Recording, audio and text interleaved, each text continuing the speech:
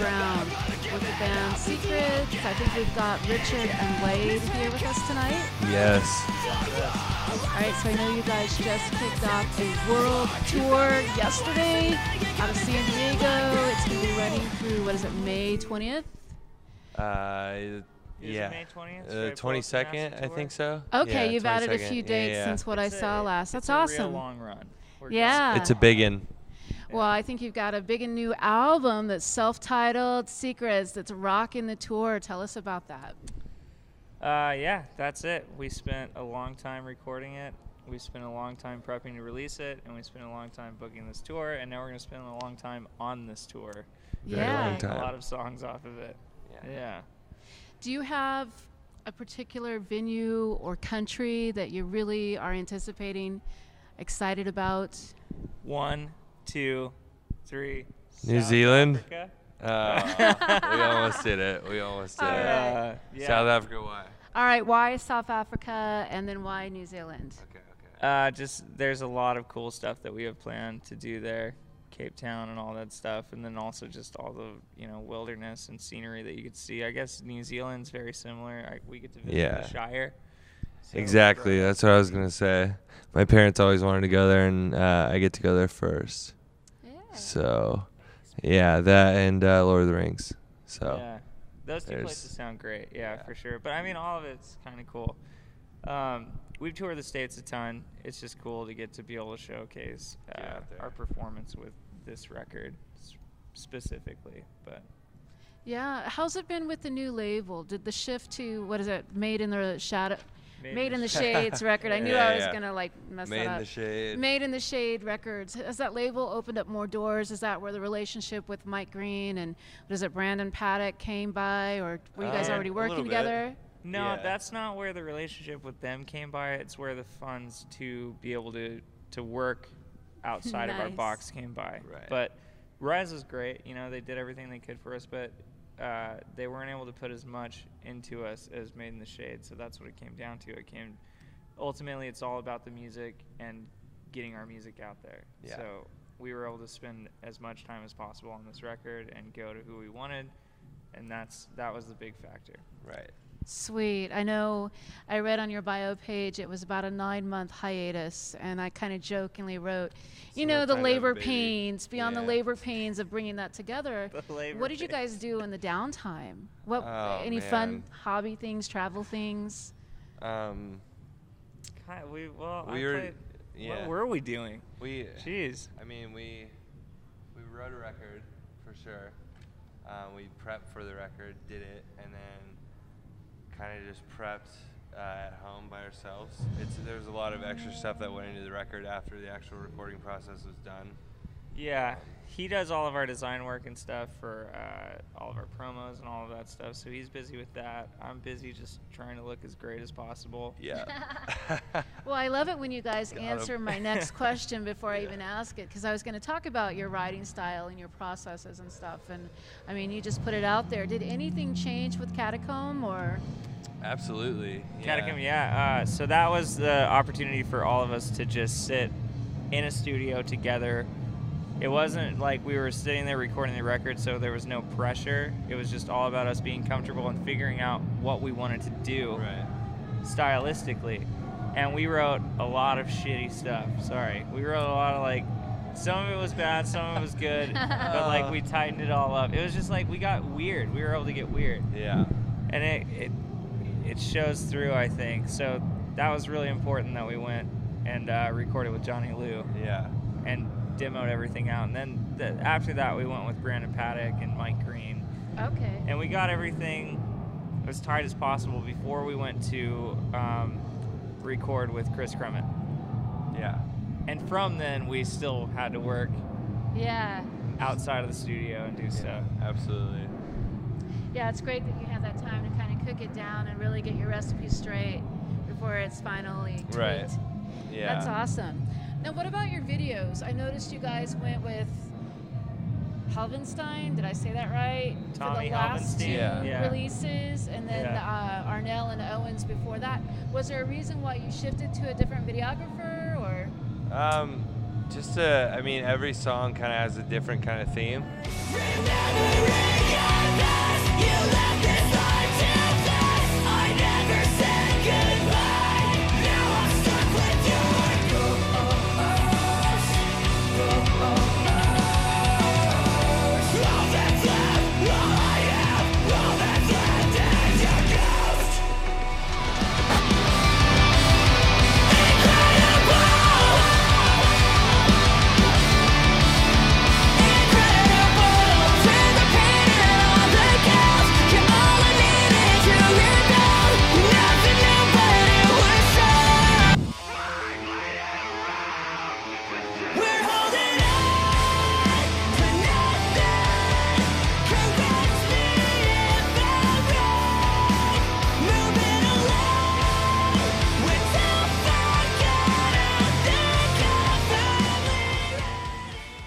I guess it's kind of a feeling between the musicians and the directors too, I guess, and whoever we thought would fit the topic the best, I guess, in a way.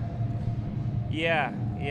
I think that for 5 years, it's Mathis, right? Yeah. Yeah, we went with him just because he's like, he just can Very create live. that like vibe, very live, rad lights and stuff going on. Yeah. And then Tommy, we went with him because he was able to create a story and just, I don't know. He's great to work with. He's a little Japanese boy who's just crushing it all the time. He's just constantly working. Oh, It's nice. great. He's great, And yeah. then Jacob was great too. Yeah, we did like a really rad photo shoot with Jacob, and it was just like 4 or 5 scenes, almost Right. one take each time. Yeah. And they That's came really in cool. just with like a big crew and crushed it, and it Yeah. ended up really rad. Every video I'm very proud of. Me too. Yeah. There's more to come. Yeah. More to come. Excellent. Can't wait to see it. I love listening to the album, and it's really refreshing when you hear something that doesn't sound all the same across the board. Right. So I really appreciate the diversity that I'm experiencing That's listening what we aim to do, for to sure. Secrets. Yeah, Yeah. I don't think we could stick to one style. We're No. too all over the place. Like it wouldn't Very. work. I'd be sad playing the same style every day. Just Yeah. You know, what is that like on a long tour run, or even that you guys have already toured for 5 years and you're playing the same songs? How do you bring the life into that on stage every night? Having the same passion that you've had the entire time, I think. For Yeah, sure. yeah. There's definitely days where we're like, I want to go home. Yeah. But it usually changes once we get in the groove and we're playing shows consistently, and it all ends up great. Yeah. Do you guys have any like rituals, touring rituals, things that you do? Absolutely. We start drinking an hour before we start playing. I'm just kidding.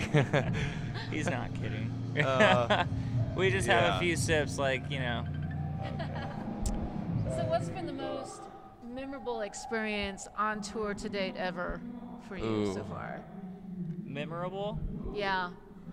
And a positive or negative, just whatever really sticks out the most for you. Oh, that one's tough. There's been Yeah. a lot. What I'm is thinking. the most memorable?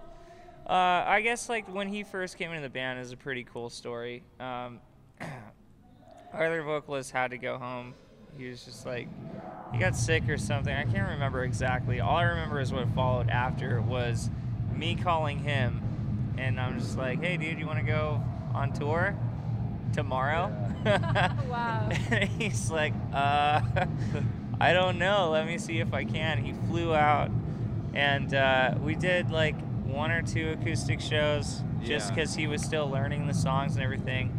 And then we did a headliner. We were on the Devil Wears Prada tour. It was Devil Wears Prada, like the Zombie 5 5-year tour. Yeah. And we had a one-off show. Yeah, we had a one-off show in Ohio, and he's all nervous. So he's nervous, never sweating toured. from pores I never knew I had. Yeah, he's all Yeah. nervous and stuff. But like, the show was amazing. It was so good. Like he came out, he killed it, and then we just created this, really quick bond, and that out of like a bad thing, just Yeah. the best thing that's ever happened to the band Awesome. arose. It was really cool. And- Oh. Yeah. Yeah. Well, besides me, obviously.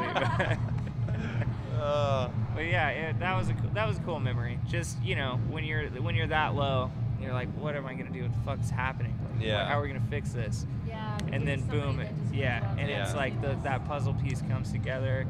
He didn't botch the show. Thank God. Cool. Yeah, it was full memory. It's probably mine too, for sure. Definitely that phone call. I was like, finally. Yeah.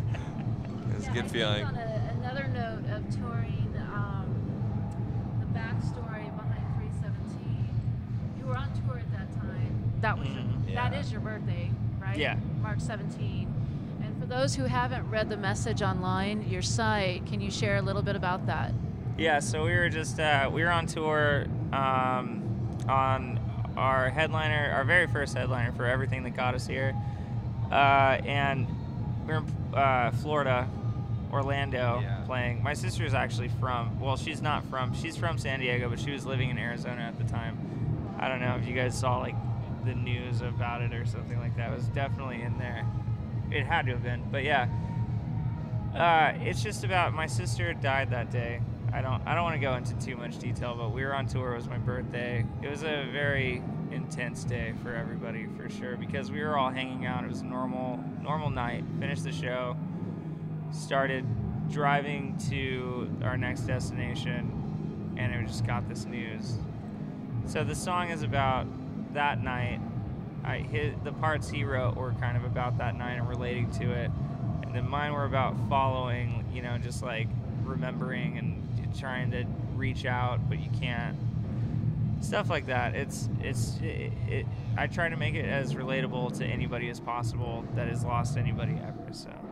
Right. I really appreciate the last statement you made in that message, which can be found on your, I think it's a news page on your website, secretsofficial.com. Is that correct? Yeah. Given the right so, yeah. address there. That you really tell others out there, you don't have to hold it in, that there are people out there to support you, and just reach out and talk to someone. That's so important, that people know they're not alone and that it's okay. Yeah, it is important. That's what we try to promote consistently in what we do. Like, we joke about a lot of things. We're pretty happy people for the most part. We try to see the best sides of life in any situation, but not everybody's like that. A lot of people have a lot of stuff bottled in that they're afraid to talk about, or they'll just, and it's unhealthy, absolutely. So it is important to be able to speak up about it, if you're in that place. Sometimes people don't even know it. It's crazy. Yeah, so it's good to let it out. So, I hear you guys are doing some giveaways on your meet and greet packages throughout the world tour. Do you want to tell people about that? It's specifically for the USA shows. Okay. So today was one of them. Yeah, we apologize. It's really just a chance for kids to come meet us and get a little sneak peek on a couple of our videos that we haven't released yet, and get a free CD with it, and a free signed poster, I believe, and just a chance to hang out and ask us any questions that you want about the new album or anything in general. So, it's a pretty sweet deal. All you have to do is buy a ticket, secretsofficial.com/tour. We slid that in there. All right. Any last words you want to put out there to your fans and friends? Go listen to the new record. And buy a ticket because you get a meet and greet with us. And the new record, secretsofficial.com/tour if you want tickets. All right, Richard and Wade, thanks so much for your time tonight. It's been awesome. This is Tour Press Force with Secrets signing out. Peace. Yeah.